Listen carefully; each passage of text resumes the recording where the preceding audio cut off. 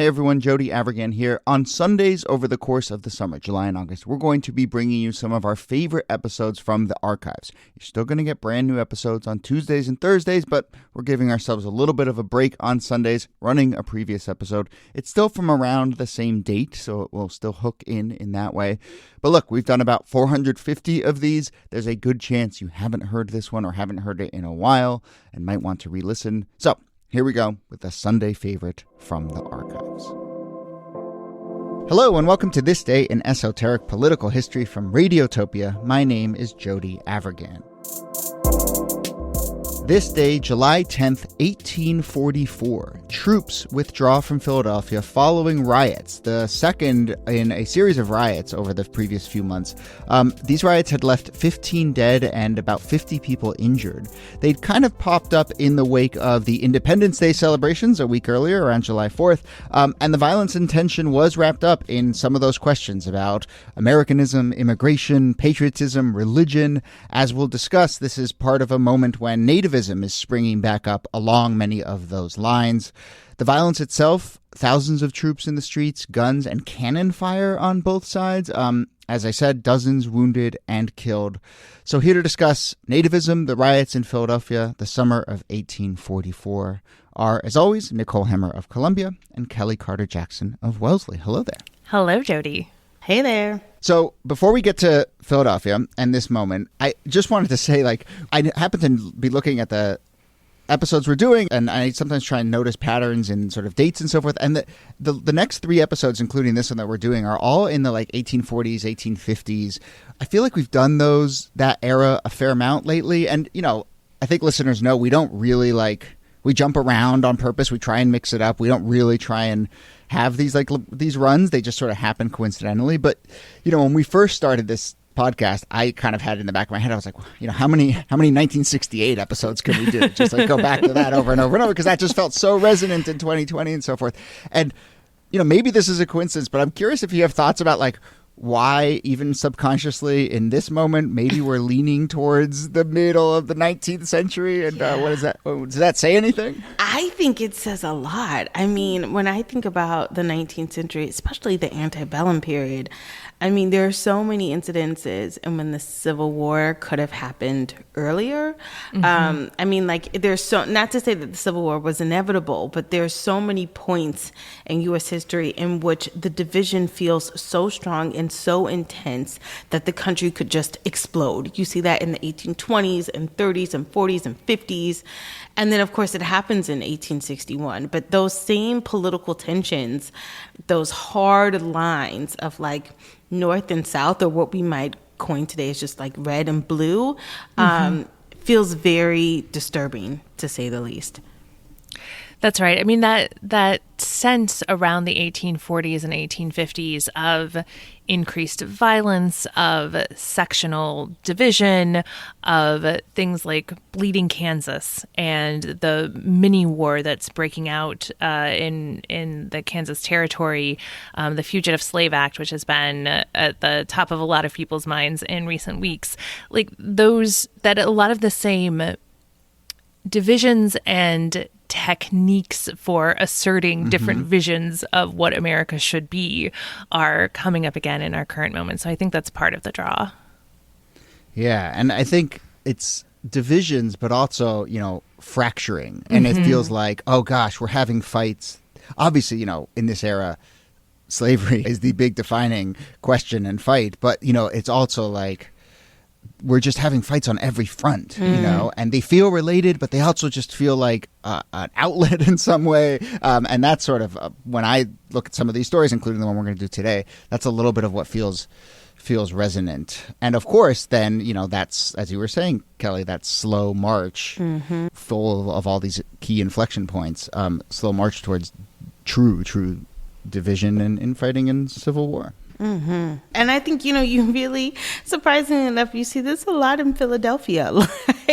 In my own research, there are riots and major mob attacks that happen all throughout the 1820s, certainly the 1830s. About every year or every other year, there's a major riot or unrest within Philadelphia. It really is shocking that it's not the city of brotherly love that everyone seems to think that it is. And they're racially motivated, I should say, but they're also religiously motivated, and that's what this riot is here. Yeah. Well, that idea of this being the city of brotherly love, it's also fascinating that these riots between Protestants and Catholics, or these attacks on Catholics, are happening in Pennsylvania, which for so long had been seen as kind of the bastion within the states for civil liberties around religion. It was a state that had a large Quaker population that seemed to have emphasized in an earlier era the importance of religious pluralism, but the influx, as we'll talk about, of German and Irish Catholics into Pennsylvania started to ratchet up some of this both anti-Catholic and anti-immigrant animosity that was fueling both nativist politics and nativist violence. Yeah. And I will just say, as the resident lapsed Quaker on the podcast, part of me is just like, Quakers aren't going to jump in there and mix it up with cannon fire, in the streets or whatever. And so, maybe that's why Philadelphia was slightly more chill than, say, New York, whatever, along these lines. But obviously, these tensions are there, and I know Quakers of back then were a little more rabble rousing than Quakers of now. But yeah. So to come back to this moment, and by the way, we should give our producer Jacob a shout out, who in the prep he called this the Summer of Shove. Which I appreciate, for the city of brotherly love, and yes, yeah. But nevertheless,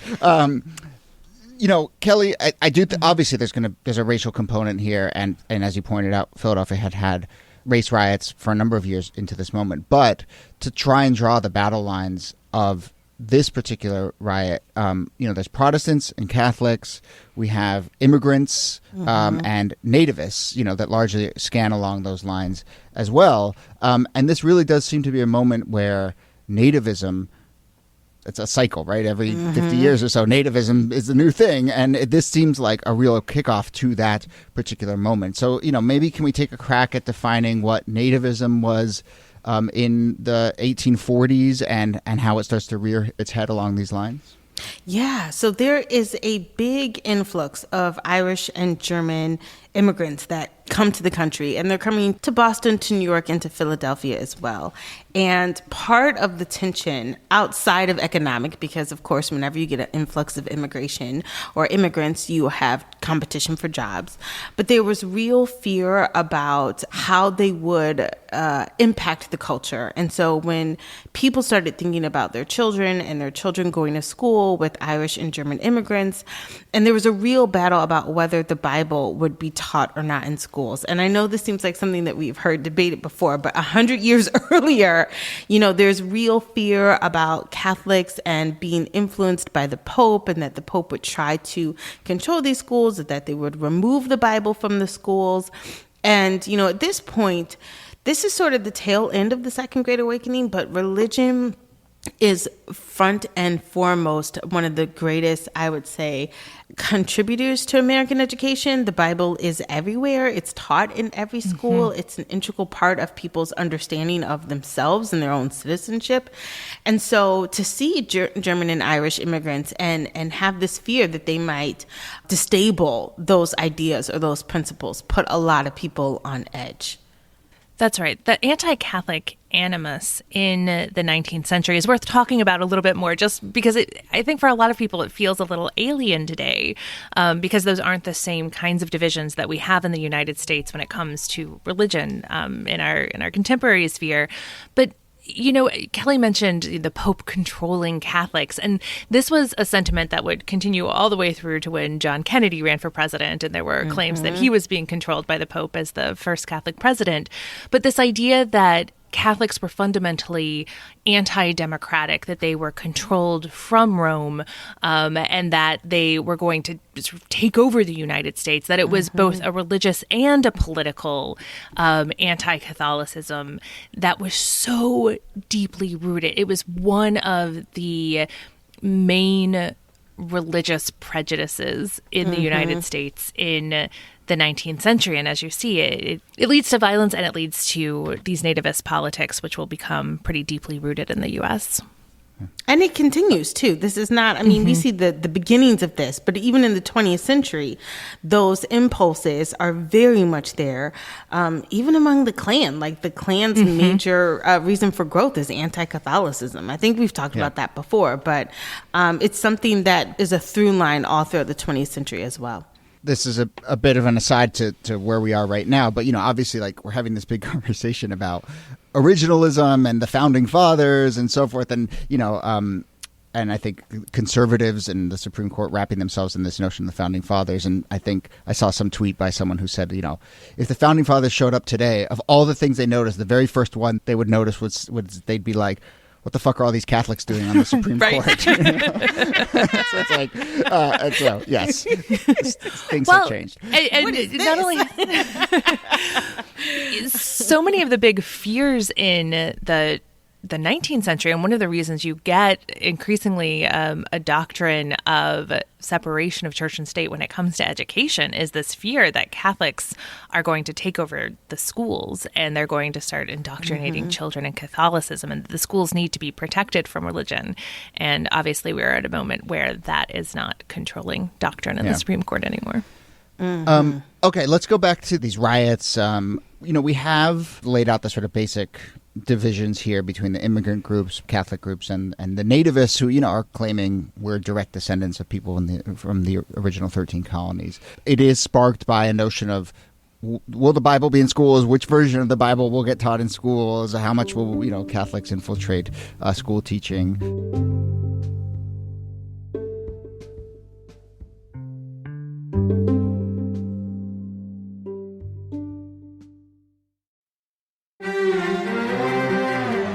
You're used to hearing my voice on the world, bringing you interviews from around the globe. And you hear me reporting environment and climate news.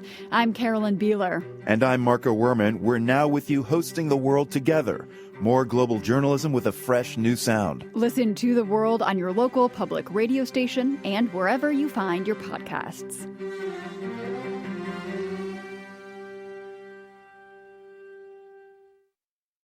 Just to paint a picture here, I mean, as I said, there's parades on the 4th of July, and those obviously bring up all sorts of tensions around patriotism and so forth. A Catholic church basically gathers arms to defend itself in the wake of that. And so, just to paint a picture of, we're talking downtown Philadelphia, through the church apparatus, we have the gathering of arms. When Protestants see this, they start to attack. There's bricks, stones, bottles.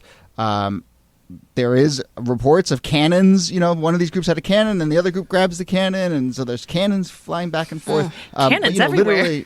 What's that? Cannons everywhere. It's the 1840s. It's just cannons everywhere. But to me, just this idea of the actual physical church being the staging ground for a lot of these battles is pretty striking. What's striking to me is that there's no police during this moment. The idea of a police force that we understand now is just not there in the 1840s. There's militia, and certainly the militia are sent in to quail a lot of this violence. But so many people get killed and harmed before that can really take place. And it is sort of, people are at odds, and they themselves have to be the ones to sort of break it up until the militia comes on, because there is no there's no police that you can call to say, hey, they're fighting, break it up. Yeah, I think we should also say why the church had gathered all those arms. We're talking about these riots that are happening in July, but just a few months earlier in May, there had been another set of riots in which churches were burnt, schools were burnt, homes were burnt, people were killed, people were injured. And so when this march is happening on the 4th of July, the church is acting proactively based on what happened just a few months before. Yeah. And 1844, lo and behold, a election year. So this starts to flow into electoral politics. This is where we get a rise of the nativists start to call themselves the Native American Party. Let's not mistake for a second that they have any sympathy or thought towards actual Native Americans or American Indians, but they call themselves the Native American Party, and the Whig Party comes out of this. We've talked about the Know-Nothings before. This is a little bit of where that movement starts to come, and then especially into the 1850s, the Know-Nothings are really kind of a big force. But you get elections in October. Incredible turnout, right? All these ways in which this feels resonant. Incredible turnout here. You have all these factions. Nativists start to win congressional seats. Other nativists start to work their way into other seats throughout the power. And, I think you see this flow from, what do we call them? Community squabbles, riots in the streets, to moving towards electoral politics and actual political power. Yeah, that's exactly right. That the rise of Nativism, not just as a social movement or as a force of violence, but as an actual political organization that's going to get absorbed into the Republican Party, is a really important development. Another important development is the fact that, Catholic schools really get developed in this moment. 17 Catholic schools get founded by 1860. And I don't think that's a coincidence. I think it's a direct response to the fact that Catholics no longer feel safe within the public schools and really retreat inward into educating their own population so that there is less conflict about what is going to be taught or what will not be taught. Yeah, and that brings us full circle, I think, to where a lot of these started, which was a battle over schools. And I think time and time again, we've seen so many of these battles are originate or at least played out in schools. And then that response of, well, we're going to just start our own school system. We're going to, segregate our own schools, take our ball and go home, if you want to look at it that way. But that's really a corrosive response, if understandable, but it means, it's people opting out of trying to do a common project together. You know? Yeah. And it's in a lot of ways, it's disheartening because you realize that these factions become more and more segregated than they do become integrated into the fold. Yeah, yeah, exactly. All right. Well, we'll end it there. And as I said, a couple more episodes about this era coming. So if you want to, if your headspace wasn't already in the 1840s and 50s, it will be as you listen to these next couple episodes. But Nicole Hammer, thanks to you. Thank you, Jody. And Kellie Carter-Jackson, thanks to you. My pleasure. This Day in Esoteric Political History is a proud member of Radiotopia from PRX, a network of independent, listener-supported, artist-owned podcasts. We can only make the show with your support. If you want to support the show and the network, you can do it at thisdaypod.org. Also on our website, you can sign up for our newsletter. You can also see transcripts of the show. Our researcher and producer is Jacob Feldman. Our producer is Brittany Brown. Kala Nakua helps with transcripts and the newsletter. Thanks to Julie Shapiro and Audrey Martovich, executive producers at Radiotopia. Thanks to the whole team at Radiotopia and PRX. If you have any questions or comments or ideas about the show, get in touch, thisdaypod@gmail.com, or find us on social media at thisdaypod. My name is Jody Avirgan. Thanks again for listening, and we'll see you soon.